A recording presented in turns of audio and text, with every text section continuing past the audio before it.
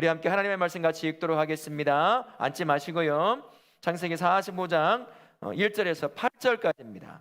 우리 서로를 향해서 예수님 때문에 행복하십시오라고 인사하도록 하겠습니다. 예수님 때문에 행복하시기 바랍니다. 예수님으로 인하여 행복한 우리 다음 세대, 우리 성도님들, 우리 선생님들이시기 바랍니다. 우리 어린아이들은 이런 말 들어봤는지 모르겠어요. 아픈 만큼 성숙해진다. 이게 무슨 말일까요? 우리 친구들, 아픈 만큼 성숙해져요. 아프면 아프지 뭔 성숙이야.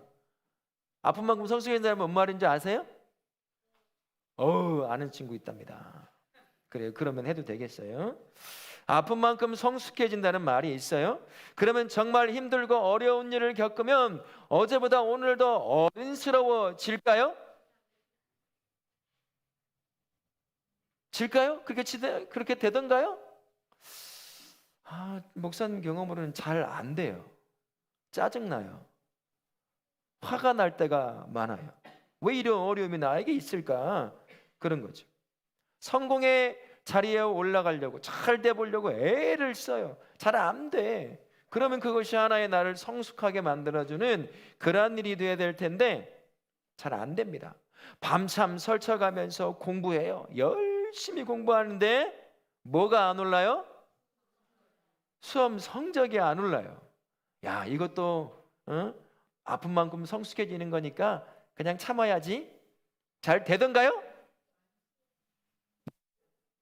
뭐라고 그랬어요 방금은? 아니요. 잘 안 되죠. 아픈 만큼 성숙해진다는 게 참 쉽지가 않아요. 말처럼 쉽지 않습니다. 아프면 아픈 거예요. 아프면 짜증나는 것이고 화가 나기도 하는 거죠. 오늘 본문에 등장하고 있는 요셉이라고 하는 이 친구의 삶, 지금이야 오늘 우리가 읽었던 것은 30이 넘어선 후예요.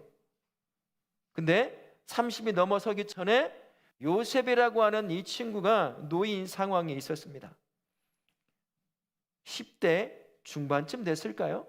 14살, 15살, 많으면 6, 7 정도 되는 그 나이에 이 어린 친구가 어려움을 당하는 거예요. 누구에게 어려움을 당했을까요? 형들에게 미움을 받아가지고 하나님이 주신 꿈을 가지고 있다고 그 꿈 얘기 좀 했다고 형들이 미워하고 죽이려고 해요. 죽이지는 못하니까 어떻게 했다고요? 종으로 팔아버려서 사람을, 물건도 아니고 당근에 내놓고 파는 것처럼 그렇게 팔아버린 거야. 사람은 이방 땅에 엄마도 없고 아빠도 없고 말도 안 통해요. 이스라엘 사람들이 히브리 말을 하거든요. 그들만의 말이 있어요. 근데 애굽은 다른 말이에요. 아람어 이런 비슷한 말들이란 말이에요. 비슷한 단어들이 있어요. 우리 한국과 일본과 중국이 가끔 발음도 비슷하고 뜻도 비슷한 단어가 있는 것처럼 그런 것이 있긴 하지만 이 어린 나이에 그곳에 팔려가요. 먼 곳에, 애굽이라고 하는 곳에 언어도 틀려요. 문화도 틀립니다. 먹는 것도 조금씩 달라요. 믿는 신도 달라. 우상을 섬겨. 요셉이 얼마나 겁났겠습니까? 그때부터 어려움을 당하는 거죠. 왜 형들은 나를 미워하는 거지? 엄마 보고 싶어 죽겠는데, 아빠 보고 싶어 죽겠는데 가지도 못해요. 어디로 가야 할지, 어느 방향이 내가 살던 그 이스라엘 땅인지 알지도 못해요. 하나님을 이해할 수 있을까요? 나 하나님 믿는 사람인데 어떻게 하나님은 나로 하여금 이런 어려운 상황에 놓이게 했을까?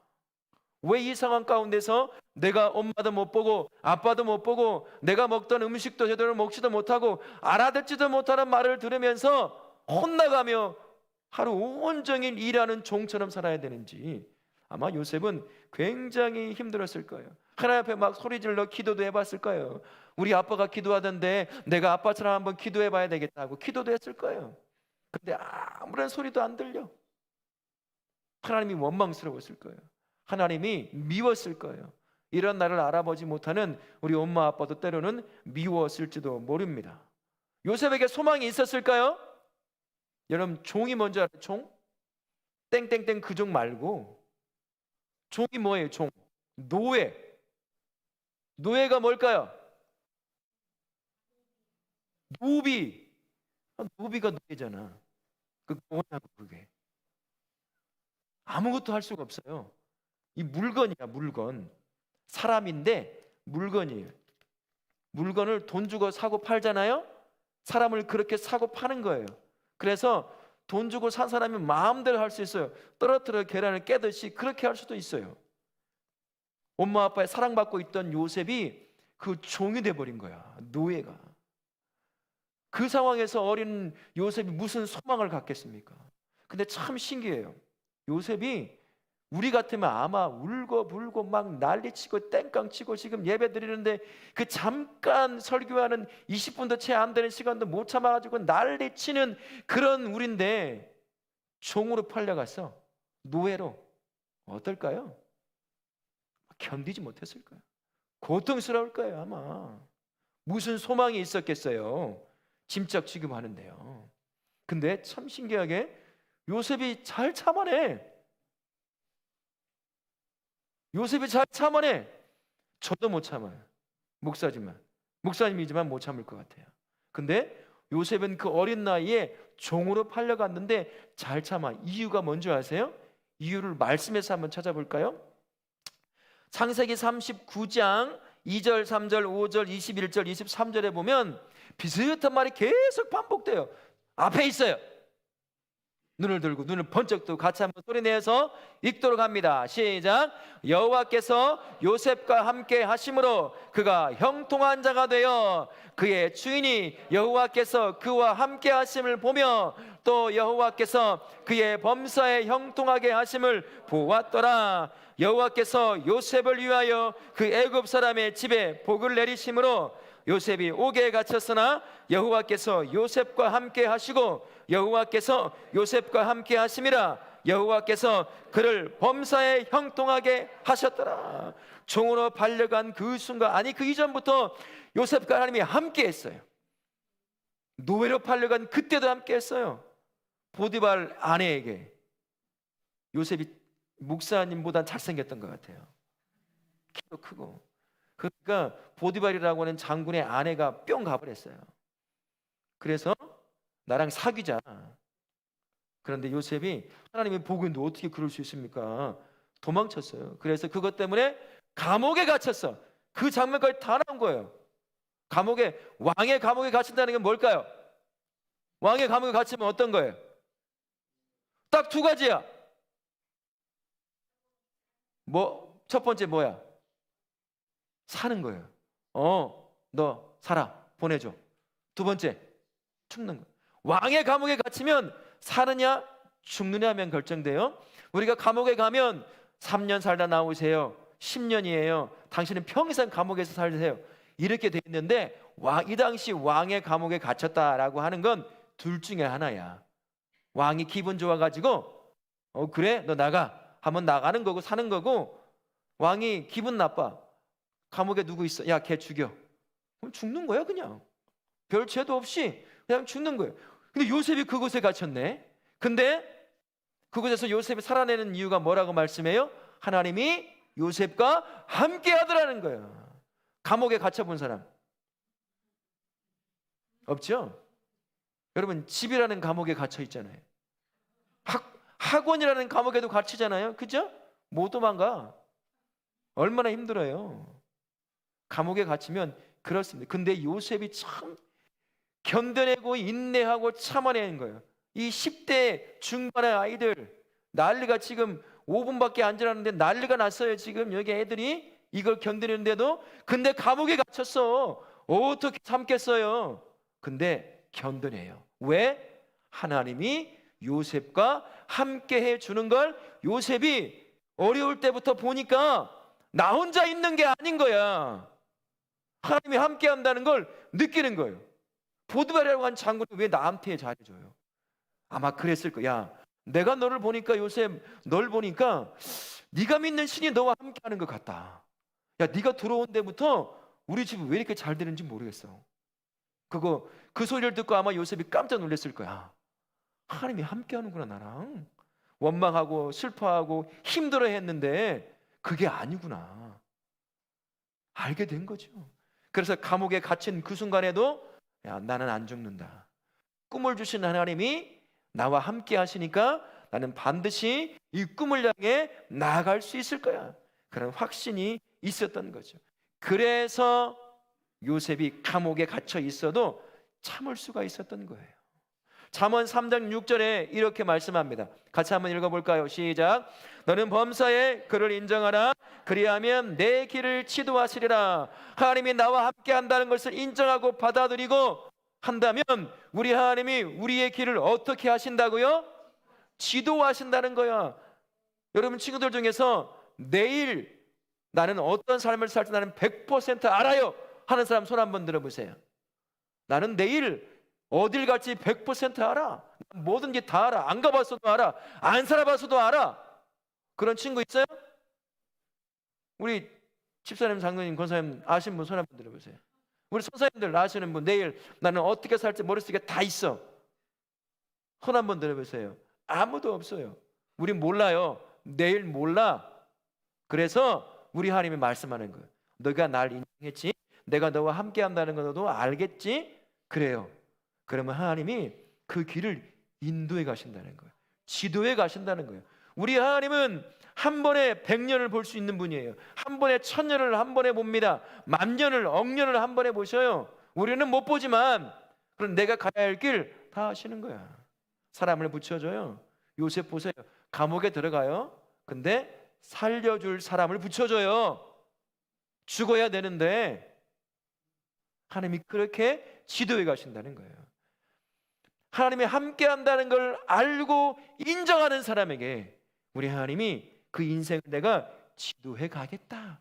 네 인생을 너도 모르는 내일 나는 알거든. 그러니까 내가 너를 끌고 갈 거야. 너는 그냥 순종하며 쫓아오면 되는 거야. 요셉이 그걸 알고 쫓아가는 거예요. 그래서 그도 꿈도 꿔보지 못한 총리라고 하는 자리에 올라가요. 한 번도 가본지도 들어보지도 못한 그런 위치에 올라가게 되는 거죠. 우리 하나님을 의지하면 이렇게 인도해 가신다는 거예요. 여러분, 우리 삶이, 여러분 친구들의 삶이 때로는 어려울 수 있어요. 하고 싶지 않은 공부도 해야 되죠. 학원도 가야 돼요. 뭐 지금 초등학교 4학년부터 의대를 준비시킨다고 벌써부터 고등학교 때 들어가서 배우는 수학, 정석, 원투 배우나요? 그런 학원이 있어요. 영어 기숙 학원도 보낸대요. 초등학교 3학년, 4학년. 응? 그렇게 인도해 간대요. 거의 모든 아이들이 학원에 치여 살아요. 학원에 영어 학원, 수학 학원, 국어 학원, 또 뭡니까? 거기에 피아노에다가 체력도 있어야 된다고 태권도 학원 보내지요. 그냥 난리도 아니죠. 엄마 아빠가 버는 돈에 3분의 1은 학원비로 나가나요? 그렇게 살아요. 얼마나 힘들어요. 목사님 아이들도 그래요. 몇 개 보내지도 못해요. 돈도 없어서. 근데 힘들어해. 근데 학원을 가야 되겠대. 왜 가야 될까요? 안 가면 불안하니까. 부모도 불안해. 그래서 보내요.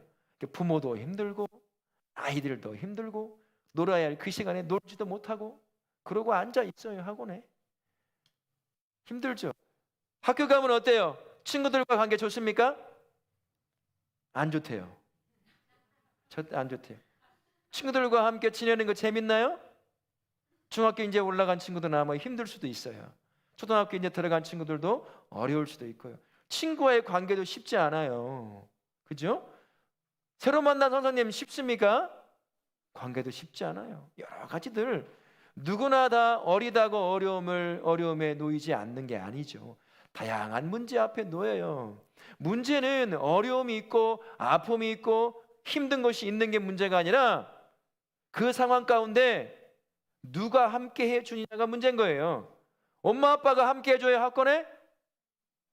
학원 같이 가줘요? 수학 대신 풀어줘요? 영어 대신 풀어줍니까?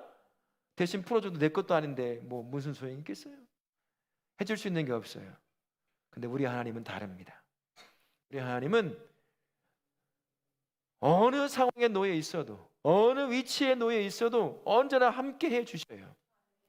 내 눈에 보이지 않는다고 우리 하나님이 없는 게 아닙니다. 우리 하나님이 함께하지 않는 게 아니에요. 우리 하나님은 보이지 않지만 자신을 인정하는 우리 친구들과 삶에 함께하셔요. 그래서 사람을 보내줍니다. 그거 경험해 보세요. 굉장히 신기한 일이 생겨요. 내 뜻대로 하고 싶어서 했는데 안 될 때 우리 하나님이 내가 상상도 하지 않았던 사람을 딱 만나게 해줘. 그래서 가지도 못하고 해지도 못할 일들이 그 사람 때문에 열릴 때가 있어요. 그렇게 하나님 우리를 인도해 가셔요. 그러니 우리 친구들 어떻게 해야 되겠습니까? 전능하신 그 하나님을 나와 함께 한다는 걸 알아야 돼요. 인정해야 됩니다. 그래야 하나님의 인도하심이 그때부터 보여지기 시작하는 거예요. 창세기 45장 5절에 이런 말씀이 있습니다. 같이 한번 읽어볼까요? 창세기 45장 5절입니다. 시작. 당신들이 나를 이곳에 팔았다고 해서 근심하지 마소서. 나를 당신들보다 먼저 보내셨나이다. 그런즉 나를 이리로 보낸 이는 당신들이 아니요 하나님이시라. 하나님이 나를 바로에게 아버지로 삼으시고 그 온 집의 주로 삼으시며 애굽 온 땅의 통치자로 삼으셨나이다. 전능하신 하나님이 그 엄마도 없고 아빠도 없고 언어도 틀리고 먹을 것도 다르고 너무나 달라 죽을 것만 같은 공포에 놓여 있는 그 순간에 함께 하신다는 걸 딱 깨달았어요. 그 시간에 함께 하시는 하나님과 동행하면서 감옥의 삶도 견뎌내고, 그래서 하나님께서 인도하셔서 총리가 되었어요. 뒤를 딱 알아보니까 아, 그랬구나. 우리 하나님이 지금 나를 여기에 세우셔서 기근으로 말미암아 가뭄을 말미암아 죽어가는 수많은 사람들을 살려내고 나의 가족들을 살려내려고 어려웠지만 그 과정을 통해 지금 나를 먼저 이곳에 보냈구나. 그걸 보게 된 거야. 저 원수들, 날 판 원수, 우리 형들 다 죽여도 되겠다, 그게 아니야. 함께 하시는 하나님을 딱 발견하니까 이제 그 형들이 했던 일이 보이지 않아요. 그 형들을 통해서 나를 지금 이곳에 먼저 보낸 하나님의 역사가 보이기 시작하는 거예요. 우리 친구들이 그걸 알아야 돼요. 우리 하나님은 내가 기분 좋을 때 함께 하시고 내가 기분 나쁘고 어려울 때 함께 하지 않는 분이 아닙니다.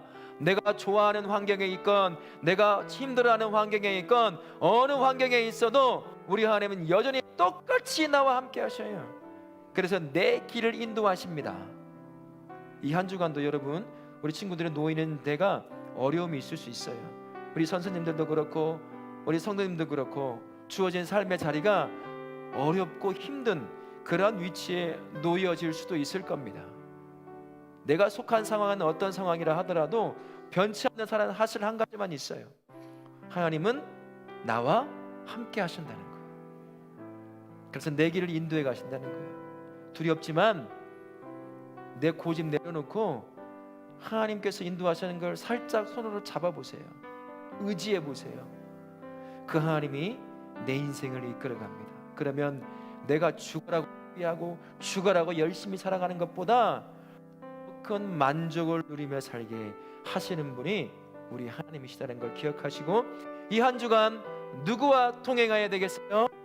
우리 하나님과 동행하는 삶, 그 삶을 사시길 예수님의 이름으로 축원합니다. 아멘.